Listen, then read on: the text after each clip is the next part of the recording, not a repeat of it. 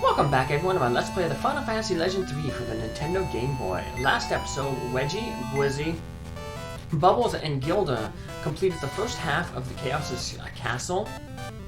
They went through the underwater section, now they're above the surface, and they're ready to take on Chaos.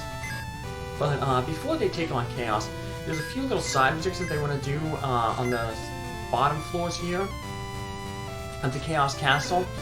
They mainly involve transformations. The main one I'm looking for is to transform Weggie into a Spectrat, which is the top tier rat robot form. He can turn into that form as long as he is under level 15, between levels 13 and 14, if he installs both the water robot parts to this form. He can transform into that form. And we want him in the Spectrat form because one advantage that the Spectrat form has over the Métis Rat form that he's currently in is that the Spectrat comes with the ability Self-Fix. Self-Fix is a defensive ability that allows the character who has that ability to recover 1/10 of their max hit points at the end of a round of combat. So that'll give Weggie even greater staying power, because any damage that he's going to be taking, he'll basically be healing during combat, so we won't have to worry about healing him out of combat, at least until like the end game, when enemies start doing more than like 100 damage per hit. Because right now Weggie has over, 1,000 hit points, even though it only displays 999. He has 999 thanks to all those capsules we gave him. But then he gets 20% of the form of the robot that he's in. So the Spectrat has like 360 hit points, so he'll be gaining like 60-some additional hit points. So technically, Weggie will have like 1,500 some hit points. So, but another transformation we're gonna get to here that I wasn't really hoping to get right now, because I can get it much later, because there's a fire monster that I want to farm later on to fill the bestiary. But I wanted to get some fire monster meat, and I luckily got some there from those dual masks. And that turned Bubbles to eat that fire meat, and transform from the fireball into this salamander form. You want to keep Bubbles in the fire family, because the fire family at level 15 starts going into the tire type monsters, and they're really good because they have good magic evasion and physical evasion, so they make really good dodge tanks for both magic and physical abilities. And that class of fire monster becomes available at level 15. Yeah, level 15 is a time when, like, it seems a lot of things change with our characters. So I made a save there because like I said, I don't want Weggie to hit level 15 while farming these parts, because at level 15, if he installed the parts from these Reaper monsters, he'd turn into a guard-type monster, guard-family monster, and he'd never be able to change back into the rat family, because the top rat monster, the Spectrat, is only available between levels 13 and 14. So, we gotta make that transformation now.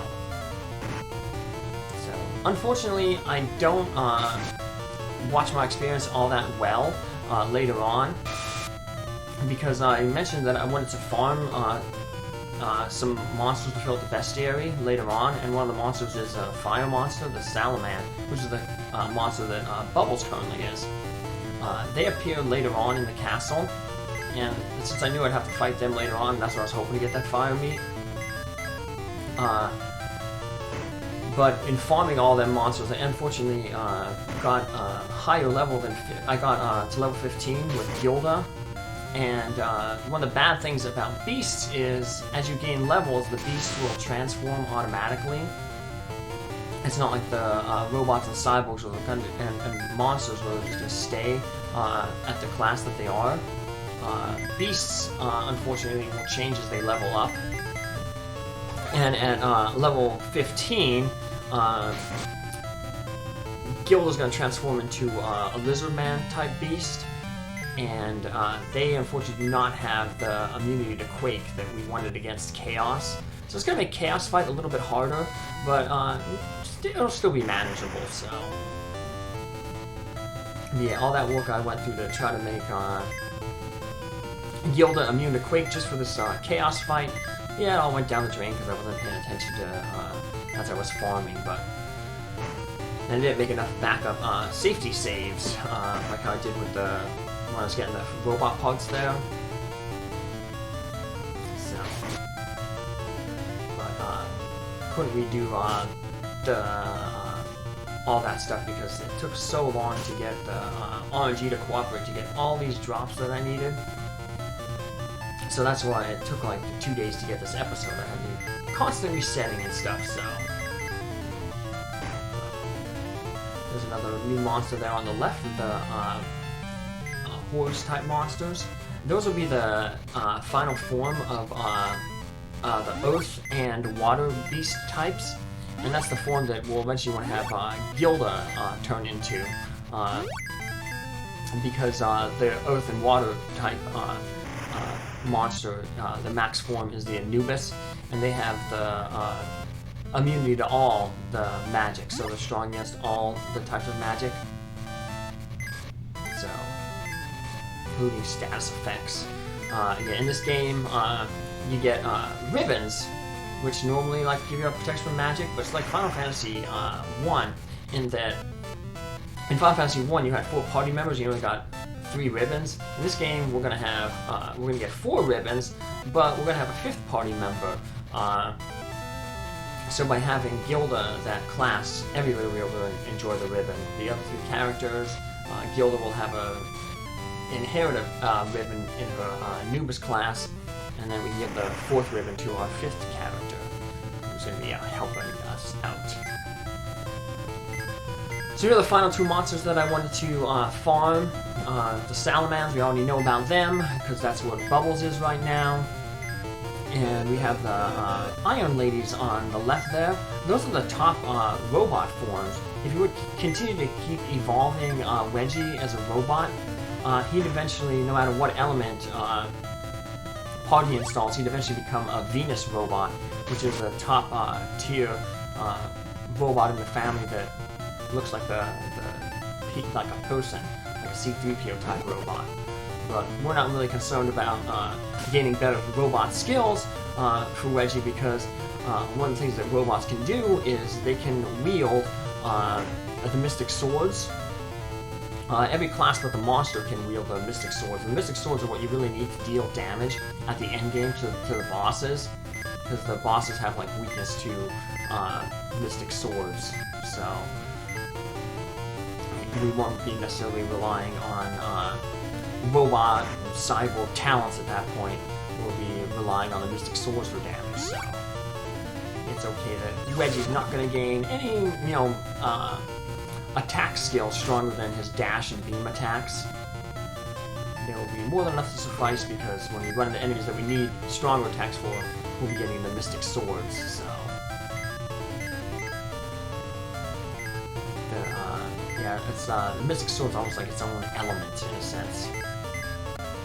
And the game I'm going to be playing after this is Final Fantasy Mystic Quest, and in that game, weapons have their own elements. So like, some enemies were weak against axes, some enemies were weak against swords, some were weak against like bows.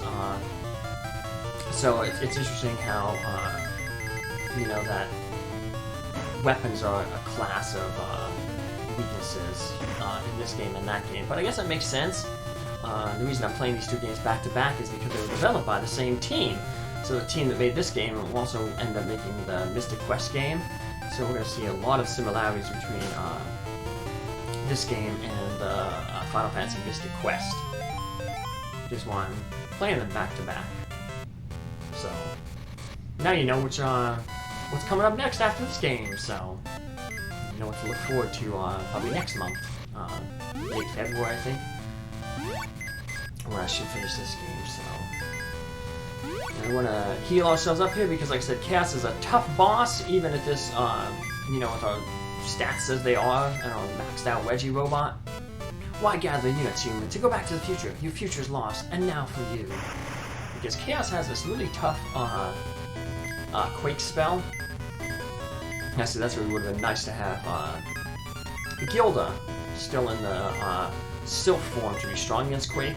Quake does about 100 damage to each character and hits everybody.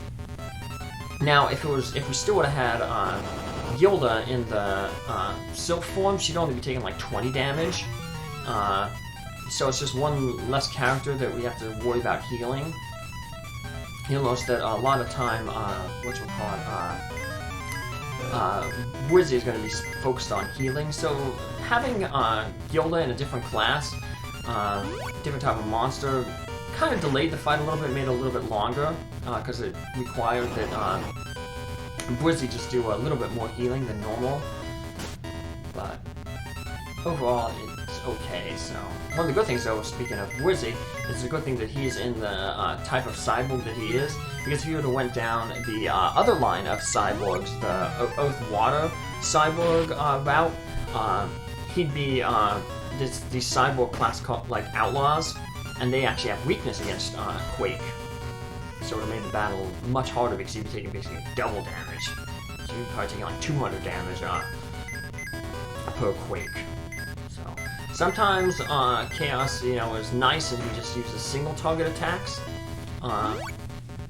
But that made me have to reset, unfortunately, because one of the single target effects that he can use is the stone ability. Now I have soft potions to restore a character who's turned into stone, but he did it on the last turn, and he ended up turning bubbles into stone, and then he was defeated by the next attack. And I want to keep kind of my experiences kind of level, so that way Weggie, Bwizzy, and Bubbles all level up at the same time. Gilda sometimes won't, because like I said, Gilda did not participate in that initial battle in the simulator. So sometimes she'll level a battle after everybody else. Now as we gain more experience, and monsters drop more experience, that small little amount will not really affect it too much. And most of our characters will level at the same time, but I like to keep, stuff the same. So now we've got the future unit, and we got a hover unit. Those roving units, those engine type units like the hover, soar, drive units that we got and will get, they ain't gonna really affect anything until we can take the Talon out of its out of the temple that it's in, and that won't be until later on in the game. And eventually we'll get that, be able to use the Talon to travel around the world map. And that's where those engine units come in handy. The hover that we just picked up, that allows us to go over water. So it's kind of like a float spell. And we just fall down a lot of these holes, and that gets us out of Chaos Castle much easier. Here we are back. If you missed that elixir at the beginning, just head up that conveyor belt, hold right, and it takes you to a secret room there. Get an elixir. We're not too worried about elixirs because we had that maxed out money trick. We can afford a lot of elixirs, but normally elixirs are really expensive, 3,500 gold. So if you didn't do that money trick, you may not have the amount of elixirs that I currently have. But you will have the future parts, like I'm just going to install here on the Talon. But we're not going to go to the future right away, because there was a monster that I missed in the past, an air monster. So I'm just going to head back into the past here real quick, make a save, and then find this enemy. It's kind of rare. It took me about 10 minutes to find this monster, just floating around here. But it appears in the past, and you have to be, like I said, in the air using the float magic. So just get that off screen. You see I did quite a bit of fighting. Enough that we gained another level, and that transformed Gilda from her Lizman form into a Thanos monster type, Thanos beast form. So, but we're not too worried, like I said, about Gilda. Like I said, we can't really control her transformation, so you're going to be transforming on her own as you level up. So, not much we can really do about that. The only thing we have to worry about, like I said, is at the end game, we want to make sure that she stays either earth, water, or fire I said earth and water earlier, but it's also fire as well. I'm looking at my chart here. They maintain the Anubis status. So, all right. Well, we farmed that enemy in the past. Now we can head back to the future, back to our the home time of Weggie, Bwizzy, and Bubbles. But first, we have to use the warp to go to the go to the present, and then we can go to the future. You can't warp from the past directly to the future. You have to go warp from the past to the present, and then at the present you can warp to the future. So just use the past warp again to take us to the present. Step away from the console. Now we can use the future to go to the future. And we'll notice right away that the future is pretty much covered in a whole bunch of water. We'll notice that you can see the temple that we're in. It's pretty much just the only thing around. You see the water has crept up really everywhere. We have this bridge here. That'll be important for later on. That's how we're going to get to that float land. Sometimes you saw that floating continent float by. But we'll get on to it for there. But that'll be later on. That'll be much later once we explore the future, which will start in our next episode. Take care, have a good one. Thanks for following along. Bye.